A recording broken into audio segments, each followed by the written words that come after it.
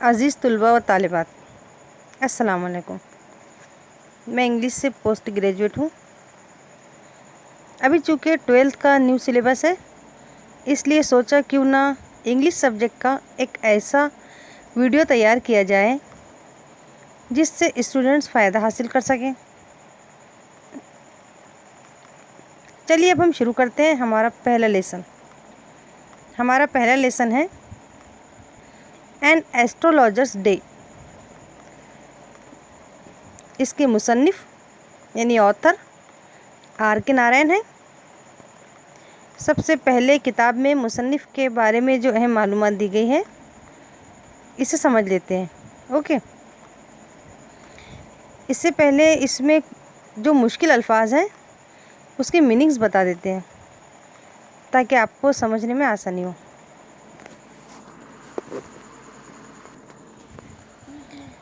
तो आइए देखते हैं कुछ मुश्किल अल्फाज के मानी। वॉल्यूम यानी जिल्दें, ट्रेवलॉग्स इन सफ़रनामे, क्रिएट पेश करना या तख्लीक करना, unpredictable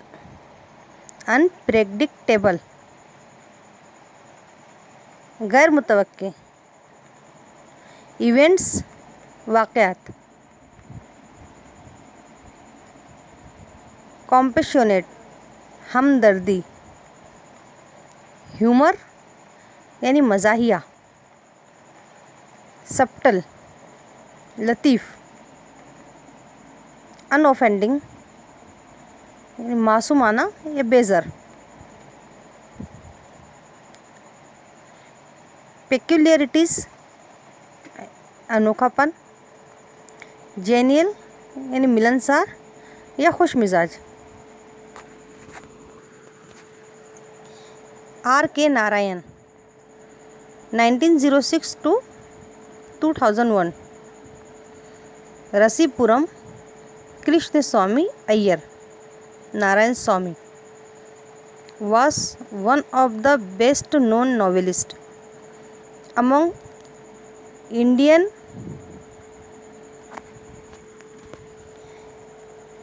Indian English writer. R.K. Narayan 1906 to 2001। चलिए उर्दू में देखते हैं। रसीपुरम कृष्ण स्वामी अय्यर नारायण स्वामी हिंदुस्तानी अंग्रेज़ी मुसन्निफ़ीन में एक मशहूर नावल निगार थे। He is the author of 14 novels, 5 volumes of short stories, and a number of travelogues, and has a collection of non-fiction to his credit।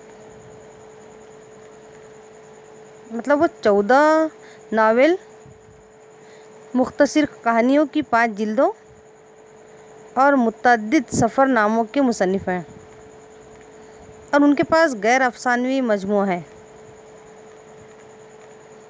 He also wrote his memoir My Days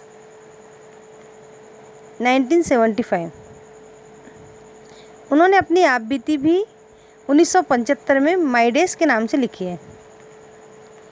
Narayanan created the imaginary town of Malgudi, where realistic characters in a typically Indian setting lived amid unpredictable events। Narayan ने मालगुडी शहर के ख़याली किस्सों को भी बयान किया, जहाँ आमतौर पर हिंदुस्तानी माहौल में हकीकत पसंदाना किरदार गैर मुतवक्के तौर पर वाक़यात के दौरान में होते हैं। सुना होगा आपने Malgudi days. His stories are grounded in compassionate humanism and celebrated the humor of ordinary life। His stories are characterized by a simple style and subtle humor। उनकी कहानियाँ हमदर्दी और इंसानियत पर मबनी होती है और वो अवाम की क़ुव्वत और तंज़ व मज़ा के लिए मशहूर है। उनकी कहानियों में सादा अंदाज़ और लतीफ़ तंज़ के साथ किरदार साज़ी होती है। Narayan was introduced to American readers in 1952 by the Michigan State University Press. These include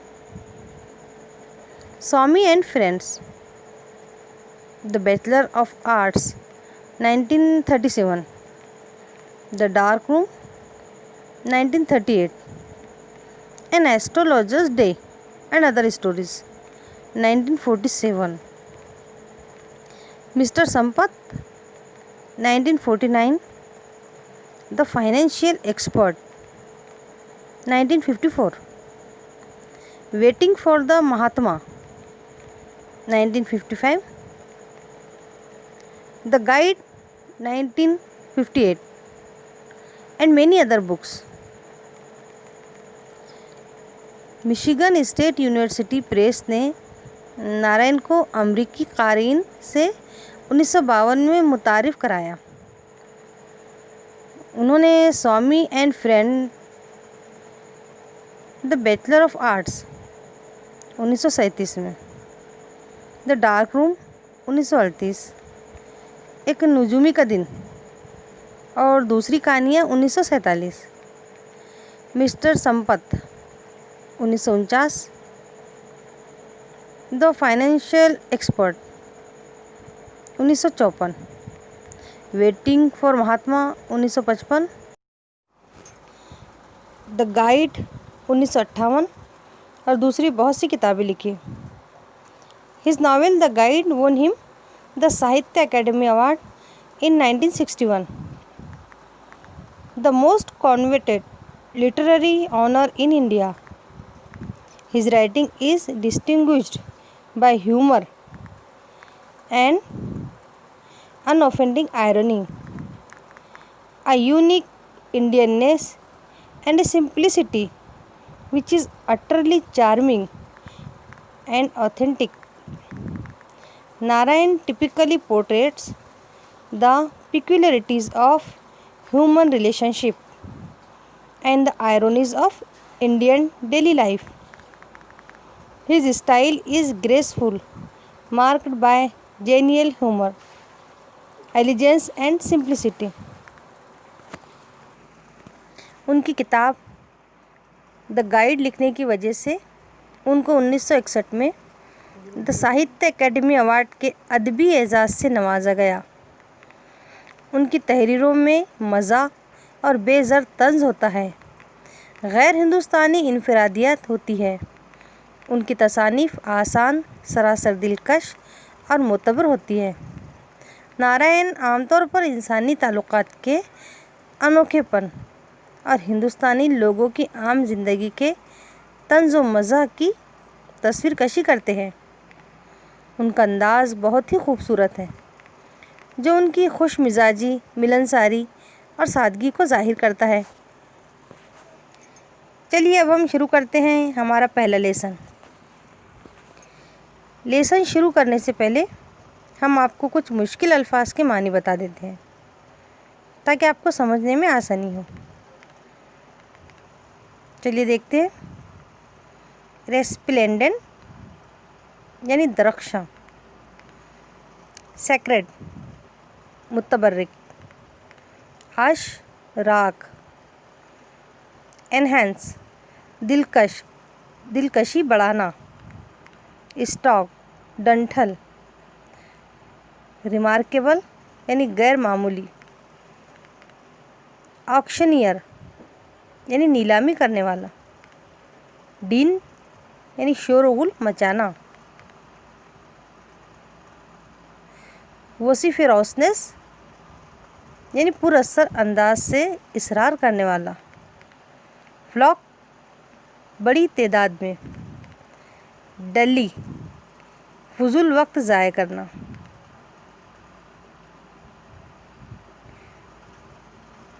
बिवेल्डरिंग हैरानी या परेशानी। एस्टोनिश यानी शशदर रहना या हैरत में पड़ना। श्रीव्ड होशियार या समझदार।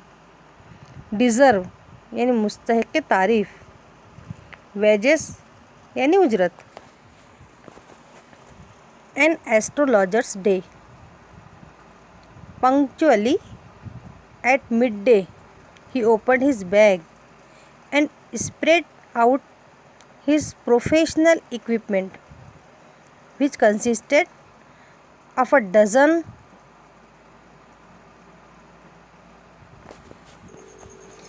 cowrie shells, a square piece of cloth with obscure mastic chart on it, a notebook, a bundle of palmyra writing. एक नजूमी का दिन। दोपहर के वक्त उसने अपना बैग खोला और अपने पेशेवराना सामान को फैला दिया, जिसमें 1 दर्जन कौड़ियाँ, कपड़े का एक मुरब्बा टुकड़ा जिस पर गौरवाज़े सूफियाना नक्शे, एक नोटबुक और पालमीरा तहरीर का एक बंडल था। His forehead was resplendent with sacred ash and vermilion, and his eyes sparkled with a sharp, abnormal gleam, which was really an outcome of a continuous searching look for customers, but which his simple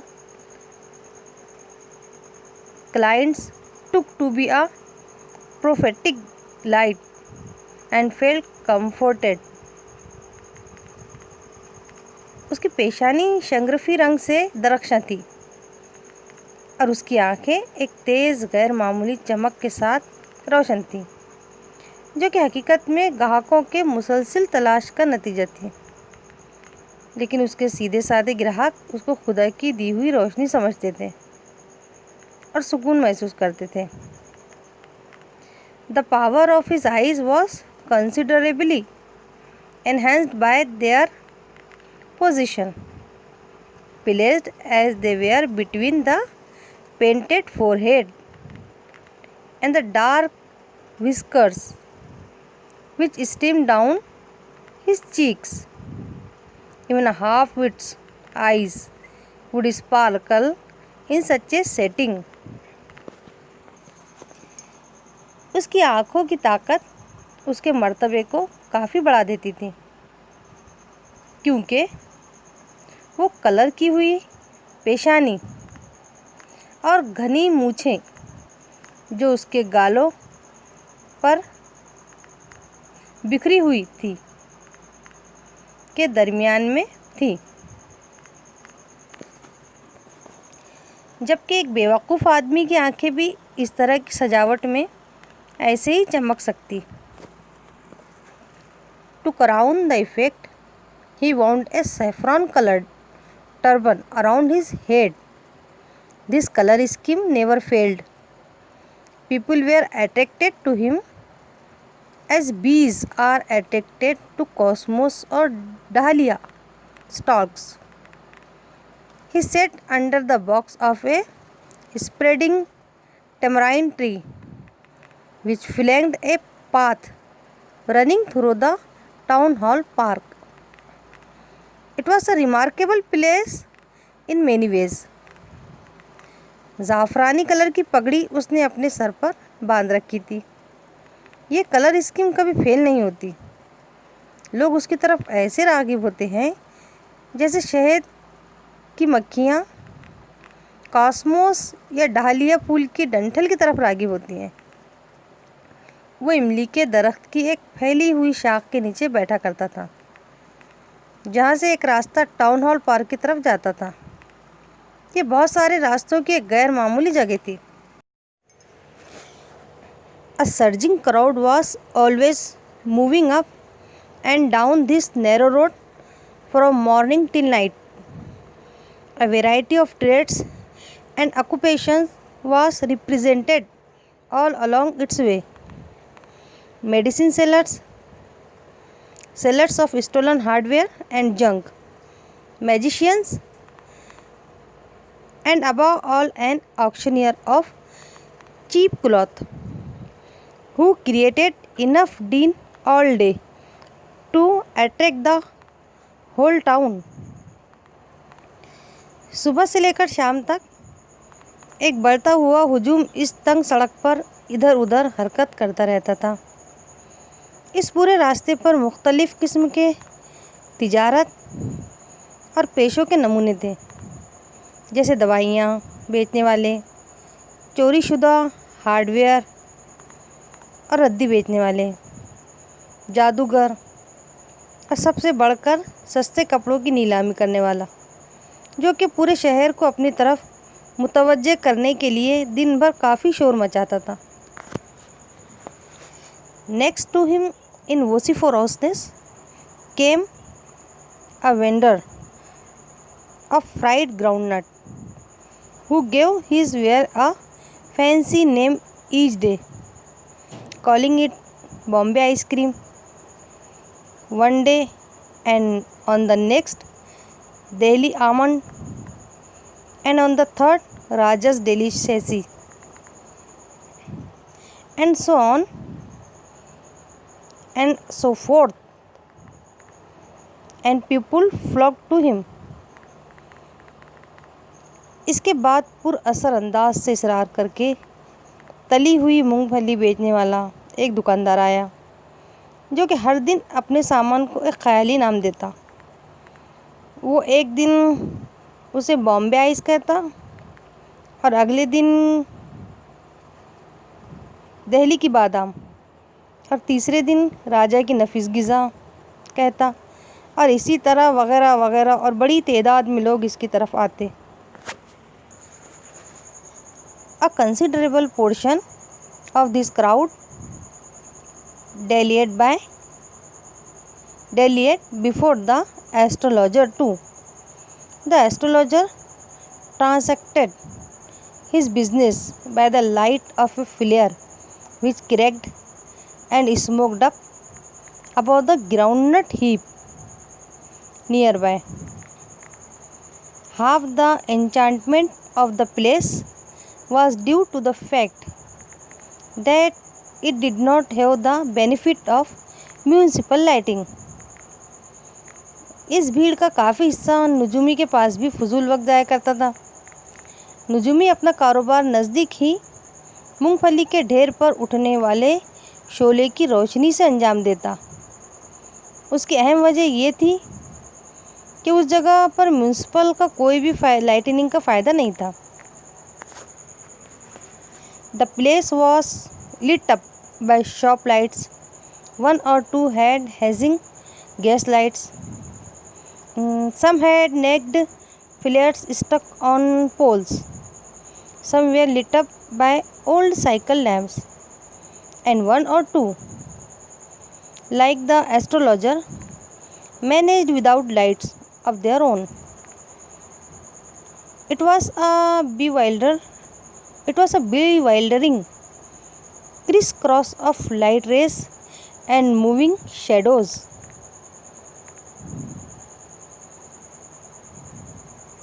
वो जगह दुकानों की light से रोशन थी। एक या दो के पास हैजिंग गैस लाइट थे, कुछ ने खंभों पर मशालों को बांध रखा था, कुछ पुरानी साइकिल लैंप से रोशनी करती थे, और एक या दो नजूमी की तरह अपनी लाइट के बगैर ही इंतज़ाम करते थे। ये रोशनी की किरणों और चलते साए का हैरत अंगेज़ क्रॉस था। This suited the astrologer very well, for simple reason that he had not in the least intended to be an astrologer when he began life.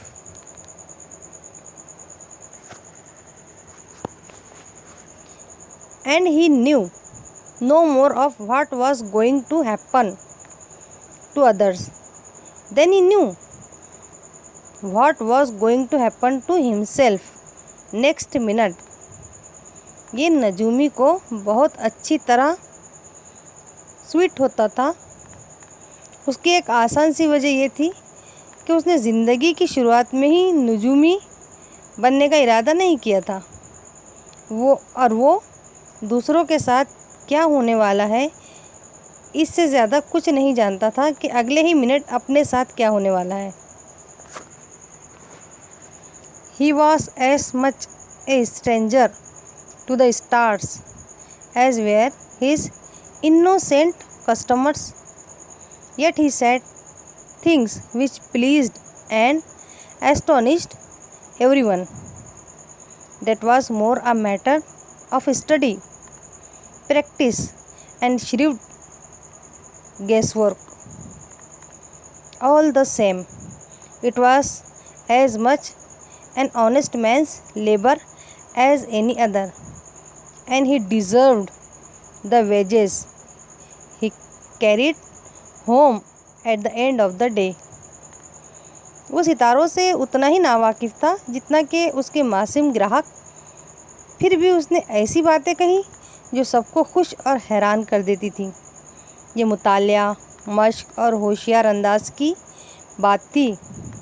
यकसा तौर पर ये इतना ही ईमानदार आदमी की मेहनत के लिए दिन के आखिर में जो उजरत वो अपने घर ले जाता था उसके लिए वो मुस्तहिक़ तारीफ़ था। डियर स्टूडेंट्स, ये हमारे इस लेसन का पहला पार्ट था। जल्दी हम इस लेसन का दूसरा पार्ट लेकर हाजिर होंगे इंशाल्लाह।